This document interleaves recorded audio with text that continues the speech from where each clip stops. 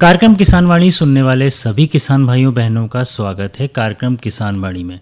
और आज आपके साथ मैं हूं शैलेंद्र चौधरी और हमारे साथ है हमारे प्यारे संतू भैया। तो कार्यक्रम किसान वाणी सुनने वाले सभी किसान भाइयों और बहनों को शैलेंद्र भैया और संतू भैया की राम राम। भैया राम राम करने के बाद सबसे पहले अपने किसान भाइयों को कुछ बताना पड़ता है क्या? बिल्कुल बताना पड़ता है भैया कि आज कार्यक्रम में क्या क्या है बताना पड़ता है। बिल्कुल बताइए जरा आप। तो आप ही बताओ ना भैया। मैं बता दूं। देखो किसान भाइयों, सबसे पहले कार्यक्रम किसान वाणी में हम बात करने वाले हैं आज की बात, और जिसका विषय बिल्कुल शैलेंद्र भैया एक नया विषय हमने लिया है, एथनो वेटनरी मेडिसिन के बारे में। बिल्कुल सही है ना। और आज के समय में भाई पारंपरिक औषधि प्रथाओं के बारे में जानकारी देते हैं कि नहीं देते? बिल्कुल देते हैं। और साथ ही आज मेहमान भी हैं हमारे साथ में। और आप सभी जानते हैं कि कार्यक्रम के बीच में हम क्या करते हैं, बढ़िया से बढ़िया भजन और लोकगीत वगैरह तो सुनवाते हैं। बिल्कुल संतू भैया, मगर आगे बढ़ने से पहले अपने किसान भाइयों बहनों को बता दूं कि आज जो अपन मेहमान क्रम दे रहे हैं ना, इसमें हमारे साथ है पूर्व ग्रामीण कृषि विस्तार अधिकारी श्री नरेंद्र झलकी जी। इनसे वर्तमान फसल और आने वाली रबी फसलों के बारे में बातचीत करेंगे, है ना। और साथ ही कार्यक्रम के बीच बीच में आपको सुनवाते हैं कुछ महत्वपूर्ण जानकारी से भरे संदेश, जिनको सुनकर हमारे किसान भाई नई नई जानकारी या फिर योजनाओं का लाभ ले सकते हैं। बिल्कुल ले सकते हैं। चलिए संतू भैया, अब शुरू करते हैं हमारी आज की बात, जिसमें हम आज बात करने वाले हैं एथनो वेटनरी मेडिसिन के बारे में। मगर उसके पहले अपने सारे श्रोताओं को बता दूं कि ये जो आप कार्यक्रम किसान वाणी सुन रहे हैं, इसके प्रायोजक है कृषि एवं किसान कल्याण मंत्रालय एवं कृषि सहकारिता एवं किसान कल्याण विभाग। शैलेंद्र भैया, हमारे देश में हाँ संतू भैया, कृषि का विशेष महत्व बिल्कुल है। और हमारे देश की जो अर्थव्यवस्था में कृषि मुख्य भूमिका निभाती है। बिल्कुल निभाती है। इसलिए सरकार भी जो है खेती को और बेहतर बनाने के लिए, बिल्कुल हमारे किसान भाइयों को आर्थिक रूप से मजबूत करने के लिए नए नए तरीकों, नई नई योजनाओं को लाती है कि नहीं लाती? बिल्कुल संतू भैया, सही बात कही आपने। और जब आपने खेती की बात की है तो हम सभी जानते ही हैं कि खेती और पशुपालन एक दूसरे के पूरक माने जाते हैं। बिल्कुल। हमारे लगभग सभी किसान भाई खेती के साथ साथ पशुपालन भी करते हैं, जिनसे उन्हें आर्थिक रूप से सहायता मिलती है। और ये आज की बात नहीं है, सदियों से यही सिलसिला चला आ रहा है। पहले किसान खराब फसल या कम उत्पादन होता था तो पशुधन के सहारे जीवन जीते थे। उनका दूध उत्पादन या फिर खरीदी बिक्री के माध्यम से अपना जीवन चलता रहता था। बिल्कुल। और इसलिए तो वे अपने पशुओं को स्वस्थ रखते थे। बिल्कुल। और स्थानीय रूप से जो मिलने वाली जड़ी बूटियां होती थी ना, या भाई देखो तो मौलिक रूप से संचालित प्रथाओं का उपयोग करके, बिल्कुल। और इन्हीं मतलब पारंपरिक प्रथाओं का जड़ी बूटियों के माध्यम से क्या करते थे वो, आज के समय में एथनो वेटनरी जो है वही जानी जाती थी, वही जानी जाती थी। अब ये एथनो वेटनरी क्या है, इसके फायदे क्या हैं, ये भी हम अपने किसान भाइयों को बताते हैं संतू भैया। तो संतू भैया, सीधे शब्दों में कहें तो पहले दवाइयों का इतना प्रचार प्रसार दूर दराज के इलाकों में नहीं था। तो जब हमारे पशु बीमार होते थे तो ऐसे समय में पारंपरिक दवाओं या फिर जिसे हम घरेलू इलाज भी कहते हैं, उनके द्वारा अपने बीमार पशुओं का उपचार किया जाता था। और इस ज्ञान को दुनिया भर की आदिवासी समूह ने, विभिन्न जनजातियों ने, चरवाहों ने सदियों से सहेज के रखा है। इसे ही एथनो वेटनरी कहते हैं, जो आज भी कारगर और भरोसेमंद साबित होती है। सही कहा शैलेंद्र भैया। और इसके प्रमाण भी मिलते हैं हमारे। बिल्कुल।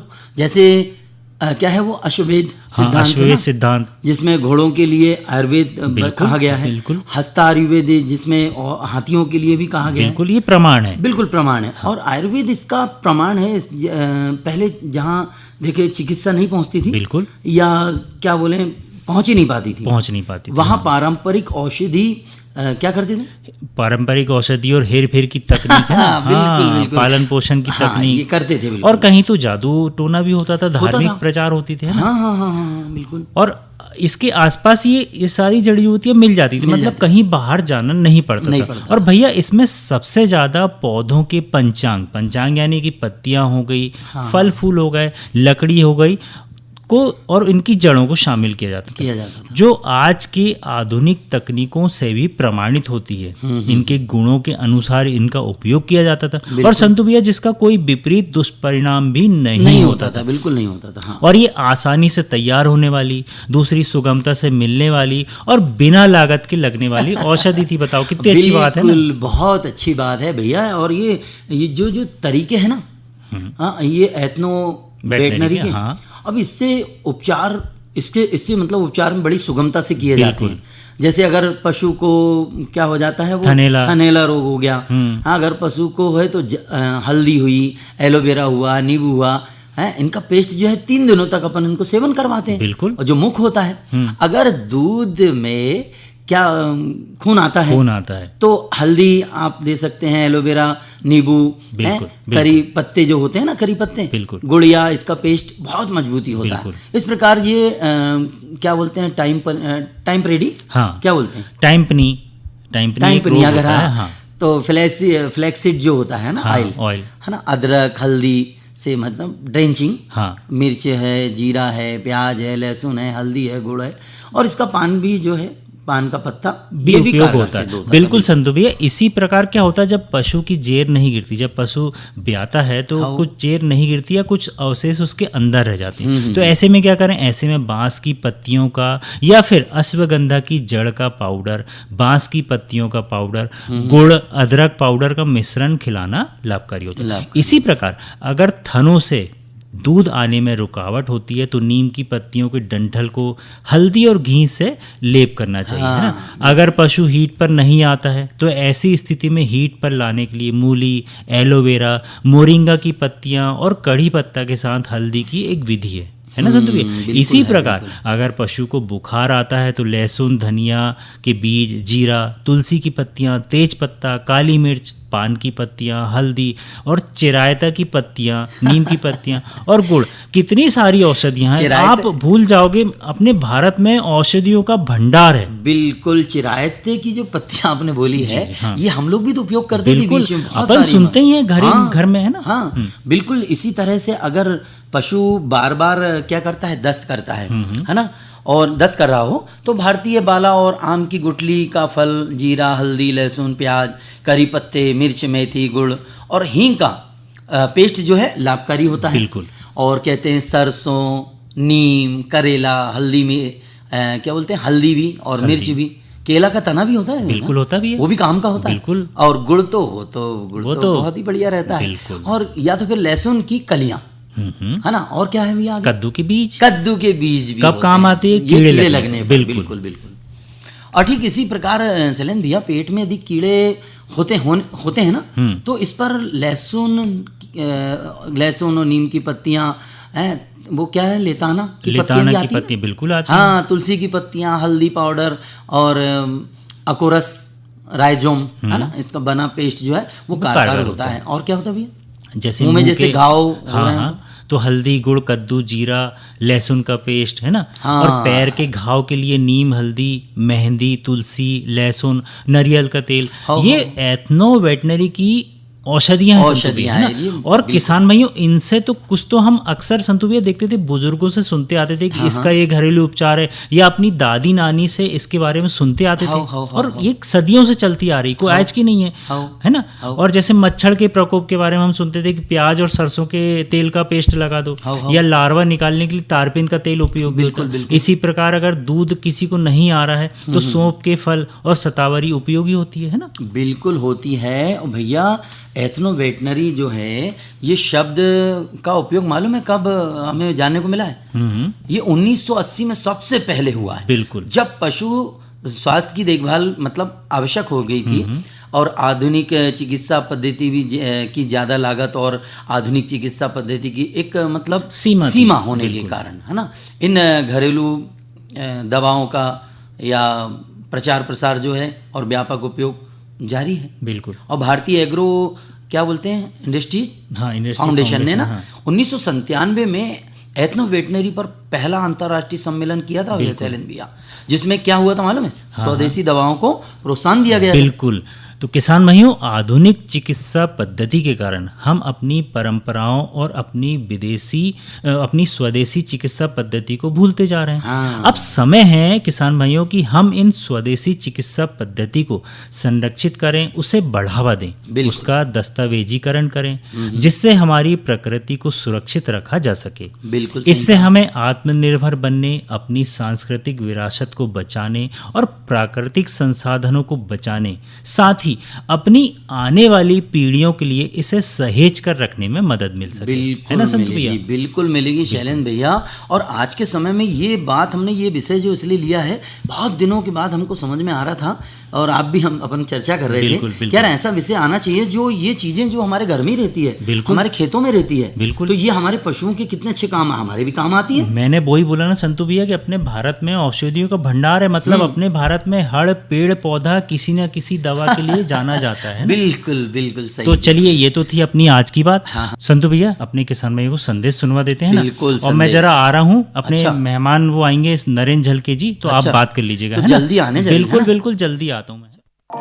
किसानों की आमदनी में वृद्धि और उनके जीवन में खुशहाली, यही है संकल्प जिसे साकार करने के लिए मिशन मोड में कार्य कर रही है भारत सरकार। इसी दिशा में एक ठोस कदम है ई समृद्धि पोर्टल, जिसे नेफेड ने बनाया है।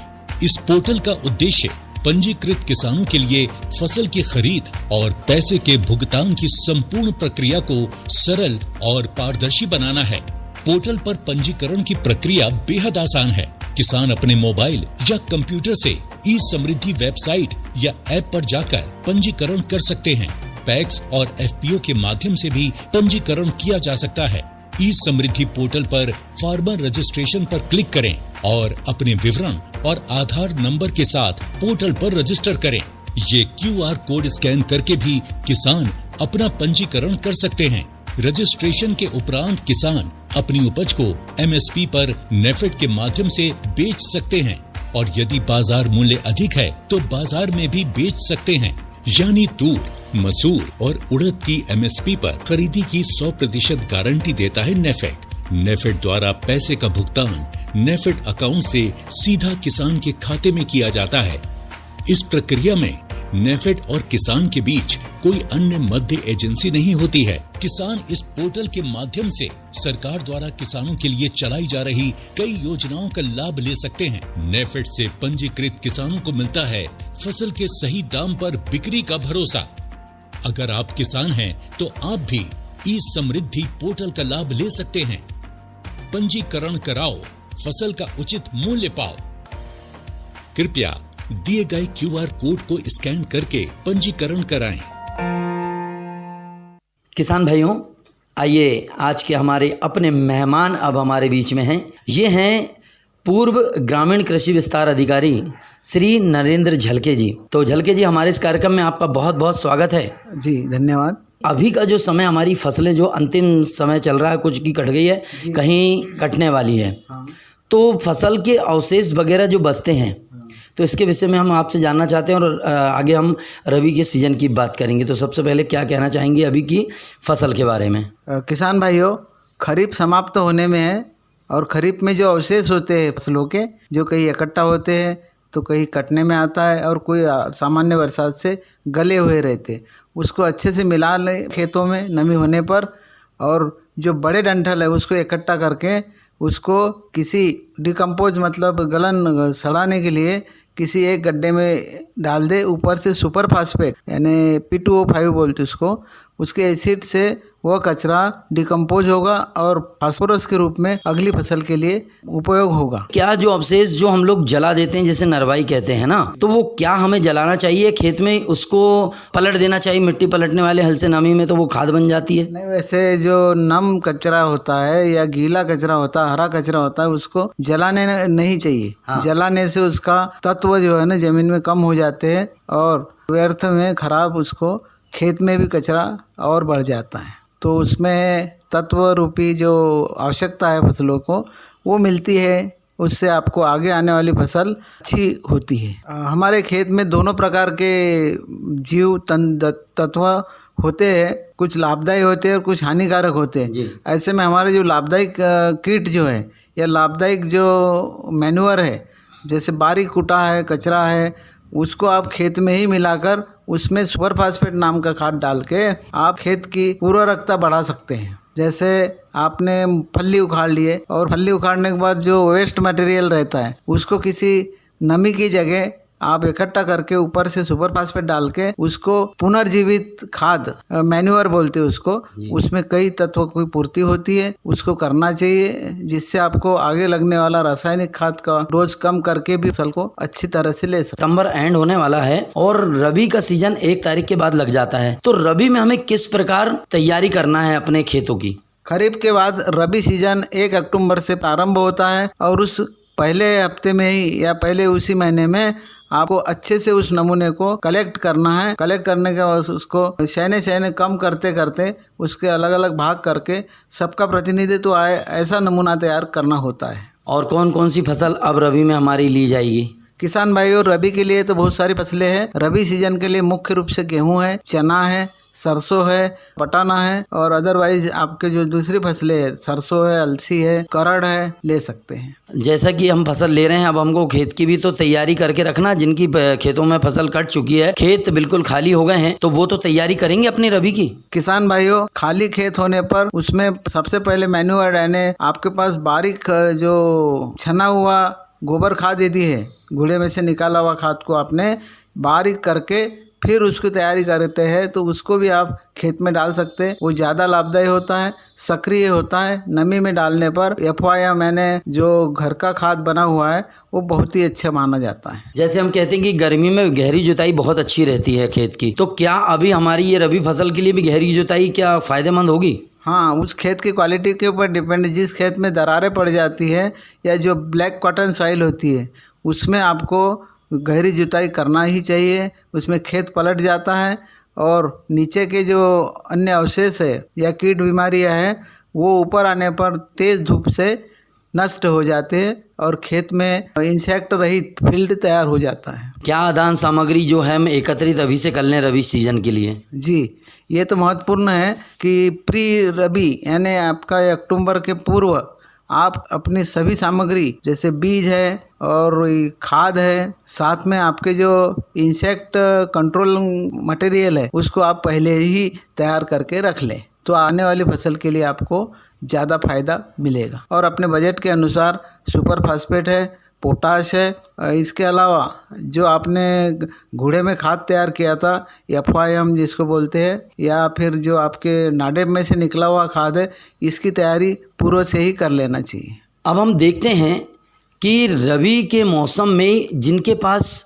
छोटी सी ज़मीन है वो अपनी छोटी ज़मीन छोटे रकबे में अधिक उत्पादन कैसे प्राप्त कर सकते हैं? किसान भाइयों, वर्तमान में लागत यानी कास्ट ऑफ कल्टीवेशन जो है, खेत तैयार करने के साथ में बोनी तक किसान को बहुत सारा कार्य करना होता है। इसके लिए जो महत्वपूर्ण है उसमें आप खाद है जो आपने तैयार किया हुआ खाद है, उसके साथ में आपको बीज की तैयारी है और जो नई फसलें हैं जैसे बटाना, अर्ली वाला बटाना लगाना है या फिर आपको कोई वेजिटेबल में कोई ऐसी चीज़ लगाना है, उसकी तैयारी पूर्व से ही कर लेना चाहिए। अंतिम दौर में हमारी बात चल रही है, तो अंतिम दौर की ये बातचीतों में कोई खास बात यदि हमारे किसान भाई के लिए रह गई है तो ज़रूर बताएं, अभी फसल के संबंधित या फिर रबी फसल से संबंधित। पिछले फसल की अनुभव के आधार पर किसान अपने खाद डालने का जो डोज है उसमें अभी से अगर तैयारी करता है तो उसके आने वाली फसल बहुत अच्छी आएगी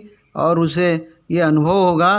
प्री रबी यानी रबी के पूर्व कुछ ऐसे खाद होते हैं जो आधार खाद के रूप में डाले जाते हैं, वो भी किसान अभी से तैयारी कर ले। क्या अंतर्वर्ती फसल भी हम इसमें ले सकते हैं अभी रबी सीजन में? अतिरिक्त लाभ के लिए किसान को अंतर्वर्ती फसल लेना ही चाहिए, लेकिन उसके जो सिद्धांत है, बड़ी फसल के साथ छोटी फसल और आपके जो खाली खेत है, ग्रीन मैन्योरिंग, हरी खाद तैयार करने का काम भी किसान इस समय ही कर सकता है। देखिए, मुझे एक बात याद आई है झलके जी कि हम अब खरीफ का मौसम जा रहा है और रबी में फसल लेंगे, सबसे पहले बीज उपचार की बात जो आती है, तो क्या बीज उपचार हमें करना ही पड़ेगा या कौन से बीज हमें कहाँ से लेना पड़ेगा, या उसको भी जो अनुशंसित बीज हैं क्या उसको भी उपचारित करना पड़ेगा?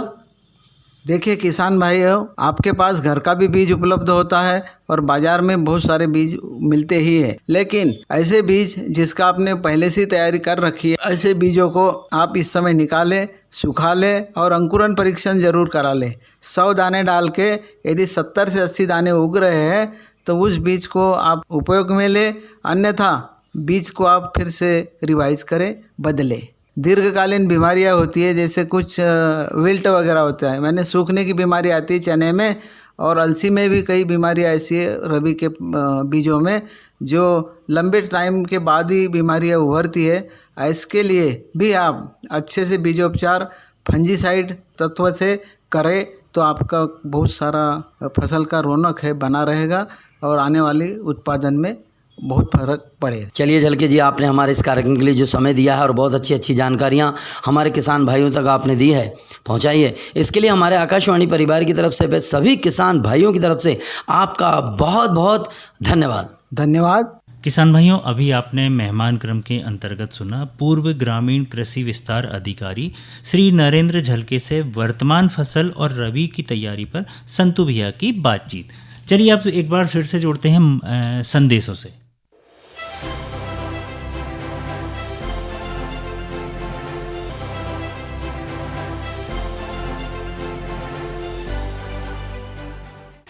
माननीय प्रधानमंत्री श्री नरेंद्र मोदी जी ने चंद्रयान 3 मिशन की अद्वितीय सफलता के उपलक्ष्य में 23 अगस्त को राष्ट्रीय अंतरिक्ष दिवस घोषित किया है। भारत 23 अगस्त 2024 को अपना पहला राष्ट्रीय अंतरिक्ष दिवस मनाने जा रहा है। कृषि और किसान कल्याण मंत्रालय अपने विभिन्न कार्यों के लिए अंतरिक्ष प्रौद्योगिकी का सक्रिय रूप से उपयोग कर रहा है, जैसे कि क्रॉप मैपिंग और मॉनिटरिंग, बाढ़ और सूखा मूल्यांकन इत्यादि। इसी दिशा में आगे बढ़ते हुए मंत्रालय ने एक जियो स्पेशल प्लेटफॉर्म कृषि डिसीजन सपोर्ट सिस्टम विकसित किया है, जिसका उद्घाटन राष्ट्रीय अंतरिक्ष दिवस के अवसर पर किया जा रहा है। कृषि डीएसएस एक अनूठा जियो स्पेशल प्लेटफॉर्म है, जिसे भारतीय कृषि के लिए विशेष रूप से डिजाइन किया गया है। इसके माध्यम से व्यापक डेटा मिलता है, जैसे कि सैटेलाइट चित्र, मौसम की जानकारी, जलाशयों की भंडारण स्थिति, भूजल स्तर और मृदा स्वास्थ्य जानकारी, जिसे किसी भी समय और कहीं से भी आसानी से प्राप्त किया जा सकेगा। कृषि डीएसएस में व्यापक कृषि प्रबंधन को सपोर्ट करने के लिए डिजाइन किए गए कई एडवांस्ड मॉड्यूल्स शामिल हैं। खेतों के विशाल विस्तार से लेकर मिट्टी के सबसे छोटे कण तक कृषि डीएसएस में सब कुछ कवर किया गया है। क्रॉप मैपिंग और मॉनिटरिंग के साथ हम ये जान पाएंगे कि कहां पर कौन सी फसल उग रही है। ये विभिन्न वर्षों में पार्सल लेवल क्रॉप मैप्स का विश्लेषण करके फसल पैटर्न को समझने में मदद करेगा। ये जानकारी क्रॉप रोटेशन प्रैक्टिसेस को समझने में सहायक होगी और विविध फसलों की खेती को प्रोत्साहित करके सतत कृषि को बढ़ावा देगी। ड्राउट मॉनिटरिंग से सूखे की स्थिति को पहले से जानने में मदद मिलेगी। ये मिट्टी की नमी, जल भंडारण, फसल की स्थिति, सूखे की अवधि आदि जैसे विभिन्न संकेतकों पर लगभग रियल टाइम जानकारी प्रदान करेगी। वहीं क्रॉप वेदर वॉच से पता चलेगा कि मौसम फसलों को कैसे प्रभावित करेगा। इसके साथ साथ ये फसल की कटाई की स्थिति, फसल अवशेषों को जलाने की स्थिति की जानकारी प्रदान करेगा। फील्ड पार्सल सेगमेंटेशन की मदद से सटीक फील्ड पार्सल यूनिट्स बनाएगी, जो प्रत्येक पार्सल की विशिष्ट आवश्यकताओं को समझने और लक्षित हस्तक्षेपों के लिए फसल पैटर्न को समझने में मदद करेगी। पिक्टोरियल एनालिटिक्स के साथ बस एक तस्वीर के माध्यम से कृषि डीएसएस फसल की पहचान कर लेगा। One nation one soil information system आपको व्यापक सॉइल डेटा प्रदान करेगा, जैसे कि मिट्टी का प्रकार, मिट्टी का पीएच, मिट्टी की सेहत आदि। सॉइल डेटा फसलों की उपयुक्तता और भूमि की क्षमता का आकलन करने में मदद करेगा, साथ ही मिट्टी और जल संरक्षण उपायों को लागू करने में भी सहायक होगा। कृषि डीएसएस का ग्राउंड ट्रूथ डेटा लाइब्रेरी शोधकर्ताओं और उद्योग को विभिन्न फसलों के लिए ग्राउंड ट्रूथ डेटा और स्पेक्ट्रल लाइब्रेरीज जैसे आवश्यक संसाधन प्रदान करके नवाचार को बढ़ावा देगा। फ्लड इम्पैक्ट असेसमेंट से लेकर क्रॉप इंश्योरेंस सॉल्यूशंस और कई अन्य पहलुओं तक कृषि डीएसएस एक समग्र समाधान पेश करेगा, जो हमारे किसानों को सशक्त बनाने, हमारी नीतियों का प्रसार करने और हमारे देश के हित में होगा। कृषि डिसीजन सपोर्ट सिस्टम DSS पर उपलब्ध विभिन्न डेटा स्रोतों को एकीकृत करके किसान केंद्रित कई समाधान का, जैसे कि किसानों को उचित व्यक्तिगत सलाह और प्रारंभिक आपदा चेतावनी जैसे कि पेस्ट अटैक, भारी बारिश, ओलावृष्टि आदि की जानकारी दी जाएगी। कृषि DSS सिर्फ एक पोर्टल नहीं है, बल्कि कृषि में इनोवेशन और सस्टेनेबिलिटी को बढ़ावा देने वाला अत्यंत महत्वपूर्ण माध्यम होगा। आइए हम सब मिलकर भारत के लिए एक मजबूत, स्थायी और समृद्ध कृषि व्यवस्था बनाएं। कृषि DSS सशक्त कृषि की ओर कदम बढ़ाएं। शैलेंद्र भैया, हाँ बहुत बढ़िया संदेश भी सुन लिया अपन ने, और देखिए चलने की अपनी बारी है, मगर कुछ जरूरी कोई बात होती है तो वो भी हमारे किसान भाइयों तो जरूरी है भैया, करना पड़ता है। हाँ। और हम सभी जानते हैं कि भाई किसान भाई जो है हमारे पूरे विश्व का पालन पोषण करता है हमारा किसान। ठीक, इसलिए किसानों को देश का अन्नदाता भी कहा जा रहा है कि नहीं? बिल्कुल कहा जाता है ना। तो भाई स्वस्थ भारत अभियान के अंतर्गत हम किसान भाइयों से मतलब यही चाहेंगे कि आप अपने घरों के आसपास का जो वातावरण है ना, उसको साफ सुथरा रखें। बिल्कुल, किसान भाई भी रखें और हम दूसरों को भी बोले, श्रोताओं भी जो है वो भी हमारे श्रोता भी ध्यान रखें। और इसके साथ साथ किसानों से एक और बात कहना चाहेंगे संतु भैया, वो ये कि जो कृषि के अवशेष है ना, वो उनका समय के साथ प्रबंधन करें, अन्यथा इधर उधर ना पड़े रहने है ना, क्योंकि वो जब रखे सड़ जाते, फफूंद पड़ जाती तो बैक्टीरिया वगैरह उनसे भी खतरा रहता है। तो साफ सफाई इसका ध्यान रखें, और क्योंकि जब हमारा किसान स्वस्थ रहेगा तभी तो अच्छा रहेगा, है ना। और क्योंकि किसान का स्वास्थ्य अगर संतु भैया खराब होता है तो उसका असर कहाँ पड़ता है पता? हमारी भोजन की थाली पर, है ना। सही कहा। इसलिए किसान भाइयों से यही कहेंगे कि अपने घर और अपने घर के आसपास का वातावरण स्वच्छ रखें, है ना। तो चलिए संतु भैया, अब विदा लेने का समय हो गया। बिल्कुल, हमारे किसान भाइयों से विदा लेने की घड़ी आ तो गई मैं है। शैलेंद्र भैया और मैं संतु भैया कहते हैं राम राम राम, जय जवान जय किसान।